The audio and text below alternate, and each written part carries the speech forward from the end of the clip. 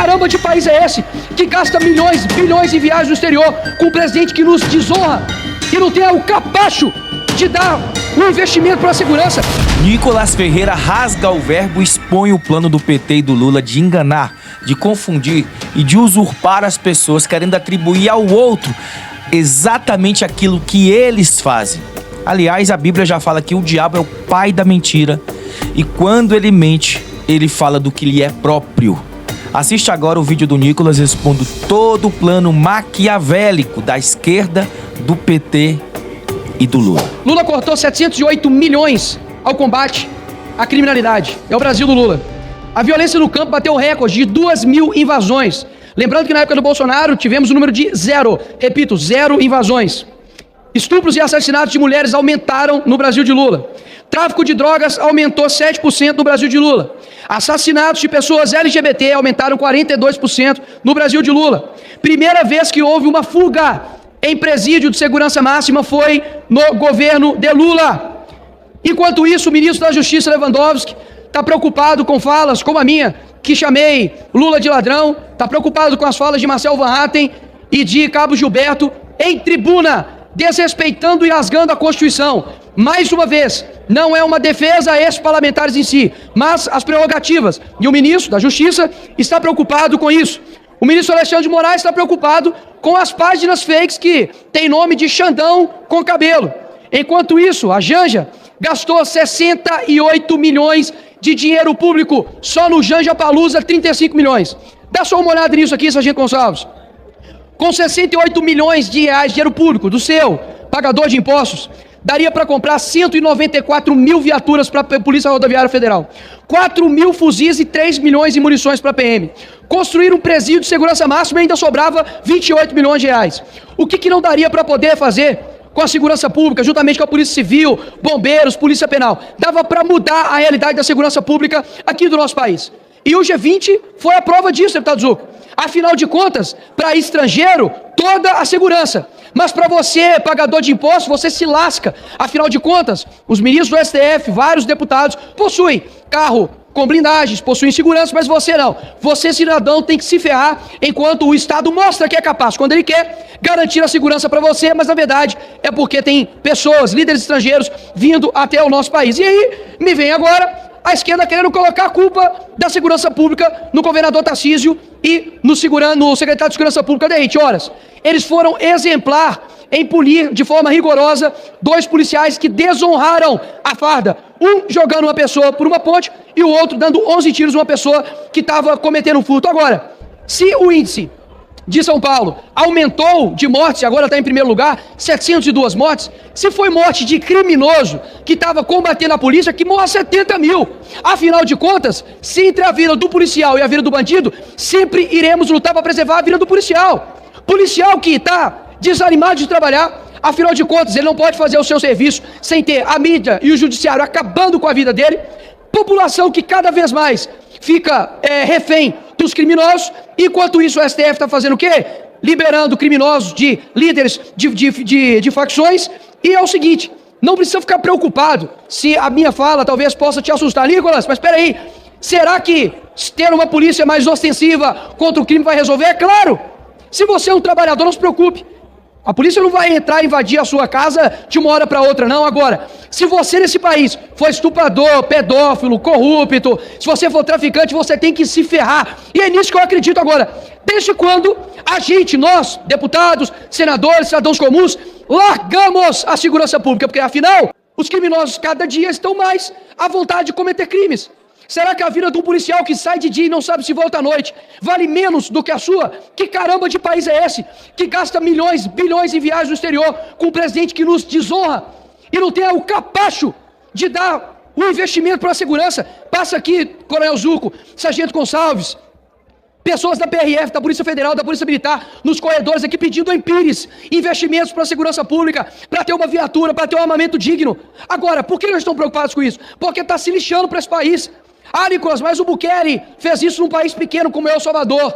Horas, vamos dar autonomia para os governadores, vamos voltar às pautas aqui nessa casa, como a prisão perpétua para pedófilo, para estuprador, como, por exemplo, obrigar presidiários a trabalharem, como, por exemplo, reduzir a maioridade penal, porque é inacreditável, né?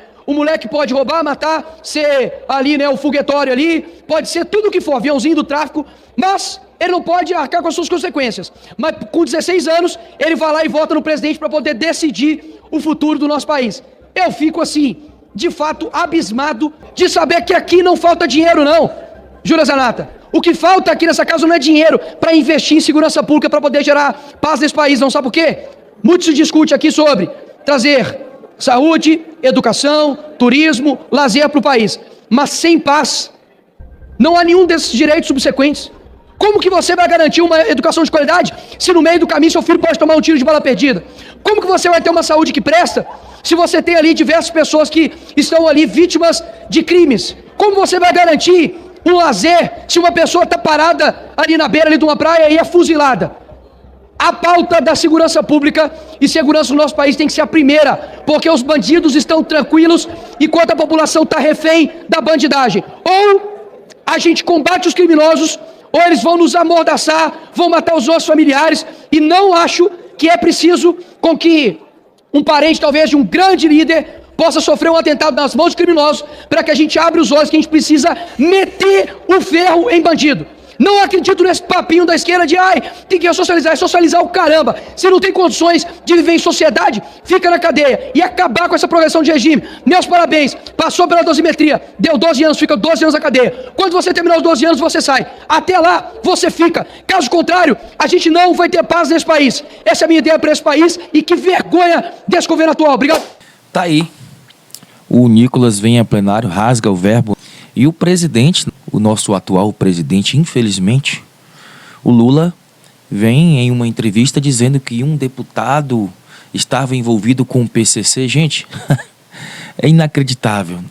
Tentando acusar, atribuir ao Nicolas por causa daquele vídeo que ele fez do Pix. Se não fosse aquele vídeo, eles iam se taxar o Pix na cara de pau. E como sempre, quem paga são os mais pobres. Como eles conseguem, né, sempre usurpar, sempre mentir, sempre enganar e atribuir ao outro exatamente aquilo que eles fazem? Ou foi o Nicolas Ferreira que subiu o morro com o bonezinho CPX? Não, foi o Lula. Quem se lembra também, quem foi lá no complexo, né, da favela, comunicar com os chefões, o ministro Flávio Dino, que na época era ministro da Justiça, ministro do Lula. É sempre a esquerda que está dialogando com os bandidos. É sempre a esquerda que está se envolvendo com os bandidos. É sempre a esquerda quem está facilitando a vida dos bandidos. E agora eles querem atribuir ao Nicolas e à direita exatamente aquilo que eles fazem. Gente, aí vocês devem estar pensando, né? Mas não se mistura política com religião. Foi nessa ladainha que os pastores lá do norte da Coreia caíram. E agora lá na Coreia do Norte, quem for pego com a Bíblia na mão é preso, é crime, pode até ser condenado à morte. Então não vamos parar com essa ladainha de que política e religião não se mistura. Se mistura sim, a gente tem que reivindicar os nossos direitos. Daqui a pouquinho nós estamos perdendo a nossa liberdade geral, porque a liberdade de expressão já foi. E como eles são craques de atribuir ao outro justamente aquilo que eles fazem. Quem se lembra da denúncia do vídeo do Felca? De adultização, de sexualização dos nossos pequeninos. Quem é que faz isso através da cultura? Quem é que faz adultização através das artes? Quem é que faz adultização através da música? Quem é que faz a adultização através da cultura, através da educação? Sempre foi a esquerda no Brasil. Sempre foi, sempre será. Até quando os nossos olhos não vão se abrir, as escamas dos nossos olhos não vão cair. Eu clamo o sangue de Jesus pelo Brasil, mas eu clamo o sangue de Jesus principalmente pelos brasileiros, para que as escamas dos nossos olhos venham cair. Essa eleição que teve aí, né? Só lembrando que o Lula ganhou por causa de menos de 1%.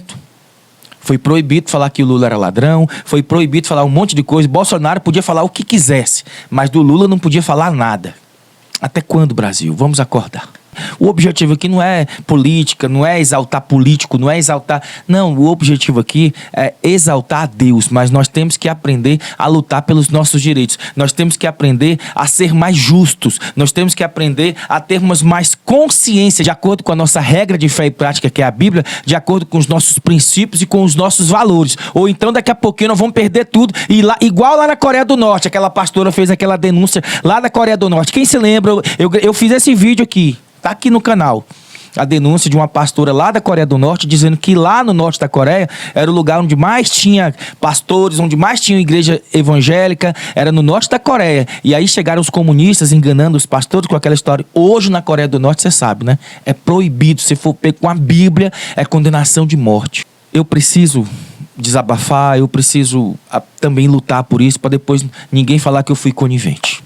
Deus abençoe a sua vida, Deus abençoe a sua casa, Deus abençoe a sua família com toda sorte de bênçãos e que as escamas dos olhos dos brasileiros venham cair. Agora eu quero te fazer um convite. Tem 5 links aqui na descrição desse vídeo. O primeiro link é para você entrar para o meu grupo e a gente estreitar a nossa amizade. O segundo link são 5 formas fáceis, práticas e rápidas de você aprender a fazer uma renda extra usando apenas o seu celular e uma internet. Eu mesmo te ensinando. O terceiro link, entendendo o Apocalipse e escatologia pós-moderna, para você compreender um pouquinho melhor sobre o Apocalipse, a doutrina do Apocalipse, que é a escatologia, pré-tribulacionismo, pós-tribulacionismo. Jesus volta antes da grande tribulação. Jesus está voltando, o anticristo, as 7 igrejas do Apocalipse. Você entender um pouquinho sobre o Apocalipse e a escatologia bíblica. O quarto link é esse livro aqui, ó, que vai mudar a sua vida financeira. É uma aula de educação financeira, Pai Rico, Pai Pobre. Tá na promoção, é o quarto link.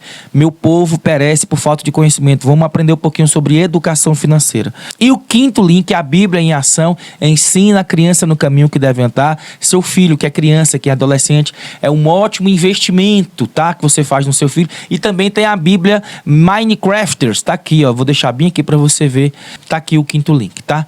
Então vai lá, Deus abençoe a sua vida. Até o próximo vídeo, se Ele quiser. Tenho certeza que Ele quer.